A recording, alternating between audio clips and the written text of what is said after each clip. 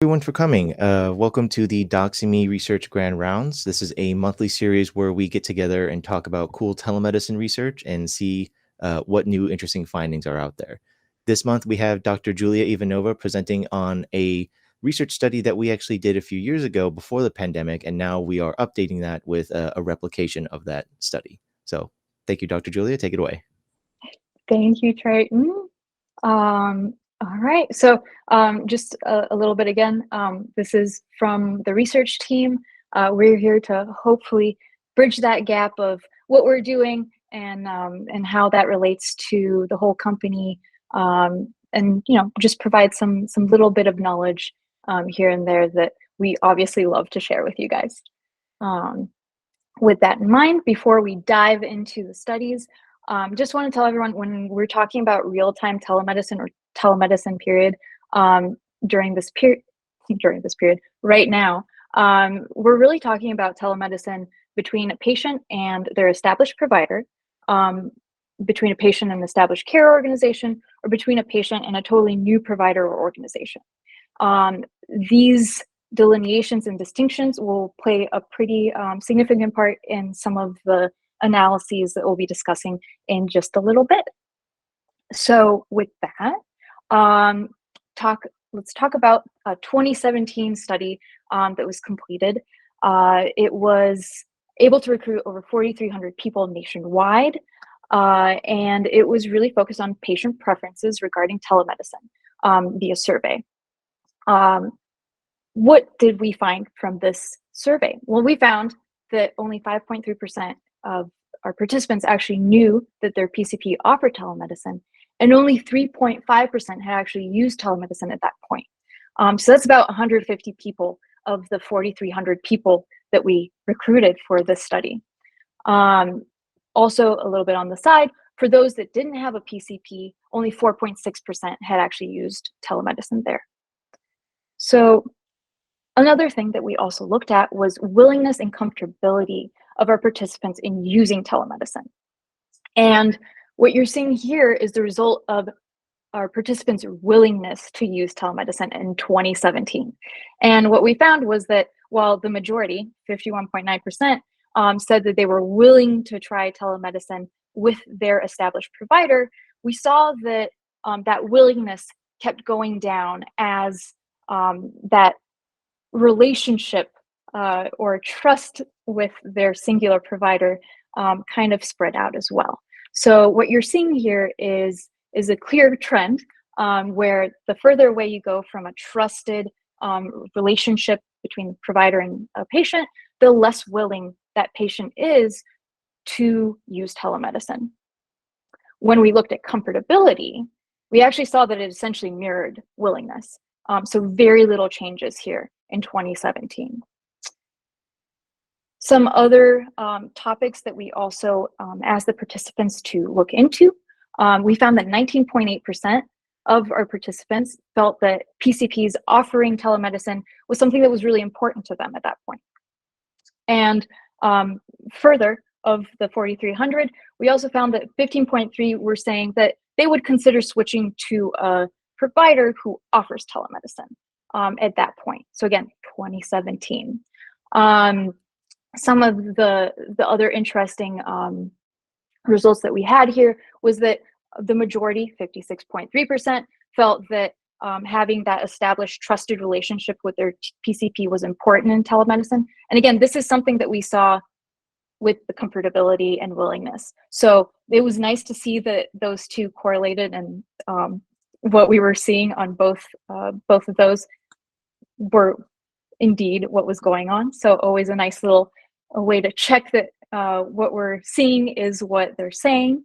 And then finally, 60%, over 60% were saying that they felt it's important for their telemedicine provider to actually have access to their personal health information, which is obviously really important for coordination of care and a myriad of other things, including being able to treat someone.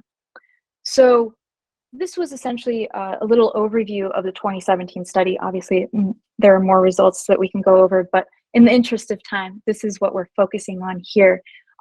So between 2017 and now, what has happened? Well, there's a clear and obvious catalyst that has obviously changed the way that telemedicine is seen. And it's changed everything from the laws and compliance regarding telemedicine to the way it's used, its acceptability, and patient and provider preferences. So it makes sense that we would want to go and see, what has actually changed, and can we use the 2017 study as a baseline to see, what has this catalyst done with specifically patient preferences for now.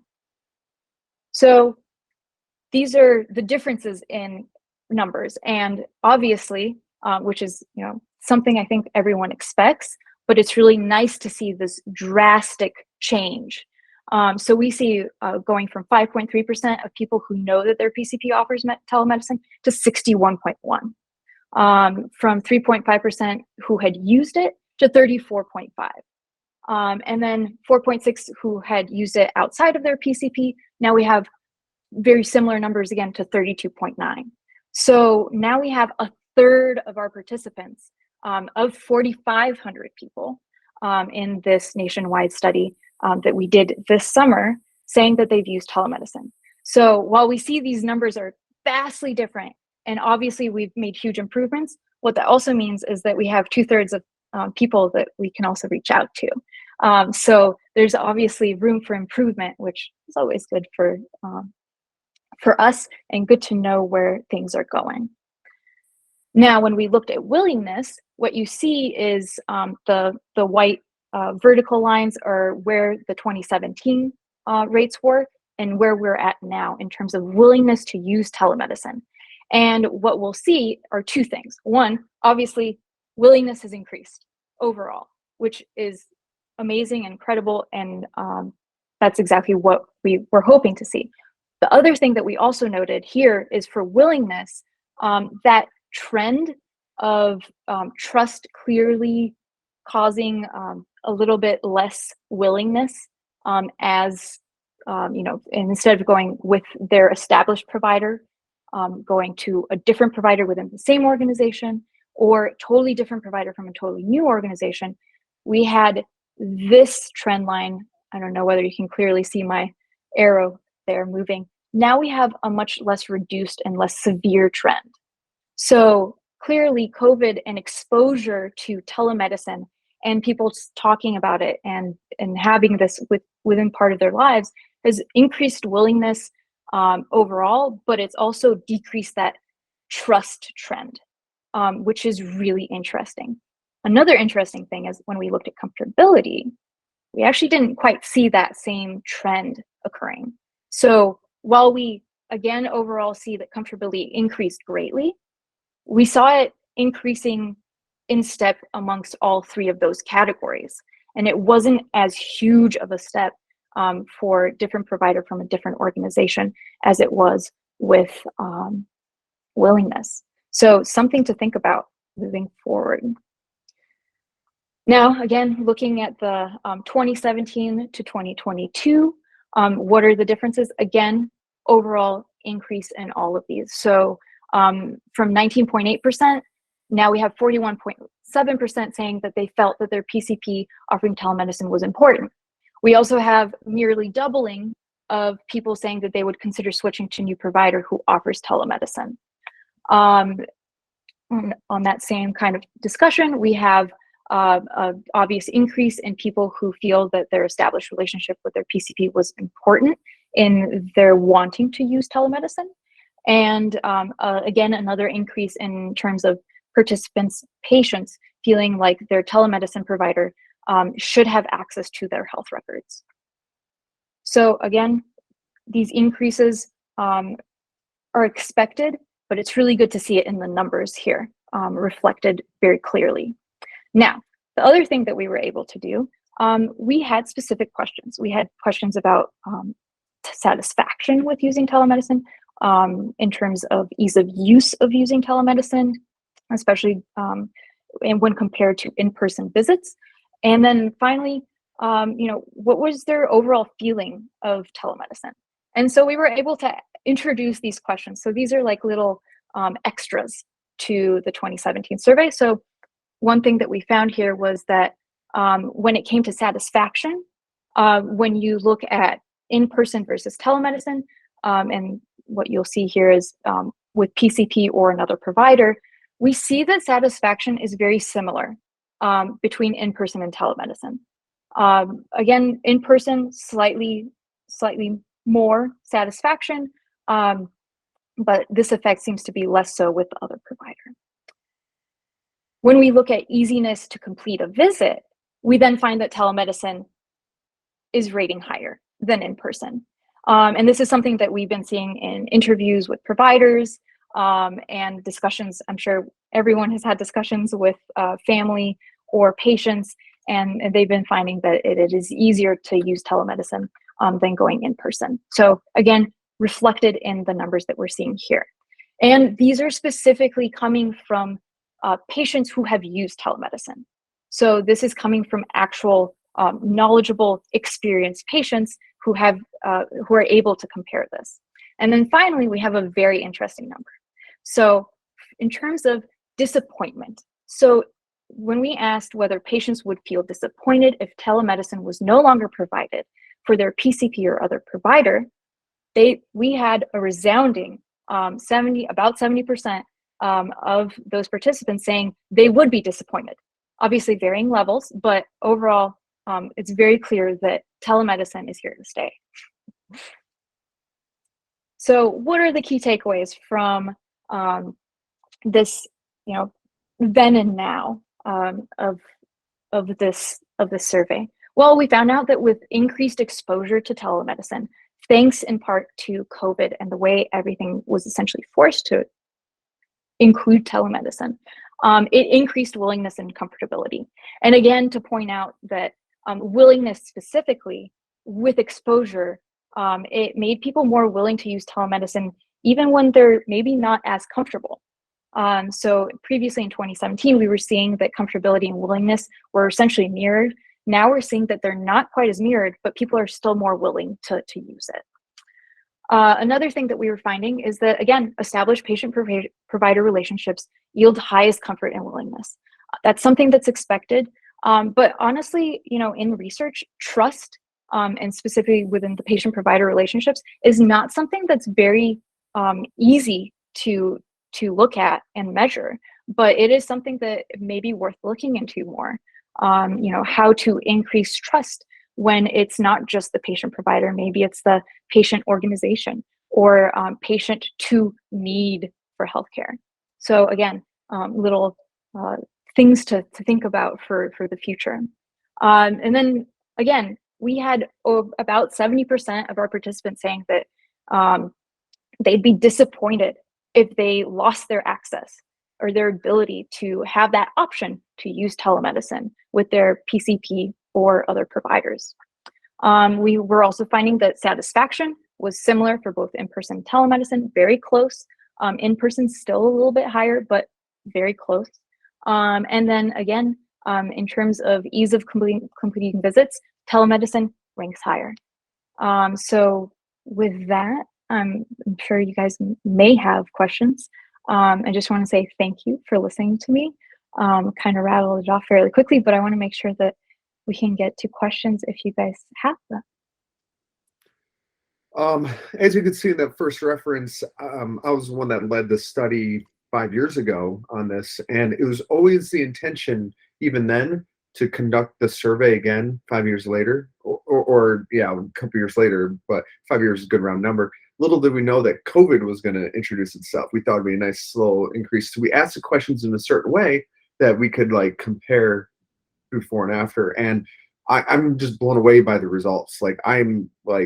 This is beyond my wildest dream in terms of the results that we got and the growth. And so we're really excited to see that. The new questions you guys asked, I think, are great and very informative because, yeah, back then there were very few people who had used telemedicine. And now we have a large enough sample, we can ask ease of use and satisfaction. And so I'm just thrilled. I'm super happy to see this. Are you going to submit it back to the same journal that we submitted the first one to, or do you have another target for it? At this point, we're probably going to try to resubmit in the same journal, but obviously open to discussion and seeing where. I think it makes sense. It's interesting that we put it at that journal, but I mean, these results are really, really good, and it'd be really nice to get it out there. And so, whatever you guys think is best, but I this is awesome. I'm really excited to really be promoting these results, and it's excited to see it. So, great work, research team. Thank you. And it is a team project. So. Really cool results and really cool way of presenting graphics and illustrations to tell the story, Julia. I really like that. Slash team. Questions though around, was this purely quantitative, or were there any qualitative measures in there as well? It was purely quantitative. So there are no qualitative measures here. We didn't have any write-ins for this. Ideally, that would have been great to provide a little bit more. And obviously, I forced myself in and mentioned that interviews seem to obviously be speaking to a lot of these results, but they're not linked. I guess my big question there would be, I like how you separated willingness from comfortability, and you showed the difference between the two. And so even though they're more willing to do it, that one with especially meeting with people out of network or out of an organization, they're still not comfortable. And do you have any qualitative information about like why they're not comfortable? Is it something about technology itself, or is it something about meeting with someone outside of the network, like a combination of everything, or nothing's really surfaced there? So I think it might be a combination of everything. However, I do believe that one, and like I mentioned, there hasn't been much research in terms of trust, but also in terms of comfortability and willingness and how that fits in together. The way that people think about a lot of these topics is potentially driven within their own personal experience. So what we might be dealing with is, people's experiences, and those differ. So it could be very personal reasons that it's driving this, but yeah, we do need to look into that. So 5 years ago when we did the first survey, I remember we had a couple adjectives that we were playing between, and like, originally I think it was like preference, and she's like, well, no, preference isn't the right word. It's, are they willing to do it? But then it's just like, yeah, I'm willing to do stuff, but it's not something I really want to do. And also the time is like, well, what is a driving factor of why people might not do it? And comfortability, or again, it's kind of an element of trust, but like they're not really comfortable doing telemedicine. So we said, let's ask that. Like, I'm willing to do it, but I'm not comfortable doing it. I'm comfortable doing it, but I'm not willing. Those are two separate things that are independent of each other, but both influence whether somebody will do it or not. And so we asked that so we could put it on a matrix and a table. And if in the 2017 results, we actually put it on a table, and we kind of we filled in kind of like a heat map of where it fits, and it's a nice linear line. But this, if we did that same results with this, it's going to show it's going to be skewed off that line towards, yeah, they're willing, but they're not comfortable. And that's that helps us hone in on, okay, it's yeah, people are willing to do telemedicine even with somebody that's not their own organization, but they're not comfortable with it. So should you do it? Yeah, people are willing. Doesn't mean because they're willing they're comfortable and that's their preference, and because there's a comfortability factor there. So I remember we chose those two attributes then because I got at that. Is it a preference? Is it what would drive their desire? And we felt that willingness and comfortability were the biggest things that drove them doing telemedicine. And the other thing, this is also back in 2017, we were getting at the whole direct to consumer versus provider, because at that time, Amwell and Teladoc were really pushing direct to consumer telemedicine, and a lot of primary care providers were like, oh my gosh, they're going to take my business away. And it's just like, well, I mean, in theory, maybe, but I mean, would your patients be willing and comfortable to go to a direct to consumer provider versus you? And we showed in the results, like, no, they prefer to see you. So you should just offer telemedicine, because if you don't, they might switch, right? So, but if patients had a choice between going to a direct to consumer provider where they had no relationship, no health record, and no previous experience with them or going to see you by telemedicine, their preference is going to be you. So like step up to the plate and use telemedicine. That's kind of what we were getting at with the survey back then. And so it's interesting to see the results today. That's still true today, even though people are more comfortable doing more willing to do telemedicine, but they still don't want to see somebody that they're not comfortable seeing a provider that's not their provider. They're more comfortable seeing their own provider. So again, the preference should be to see your own provider by telemedicine, not some direct-to-consumer provider you don't know or have a relationship with.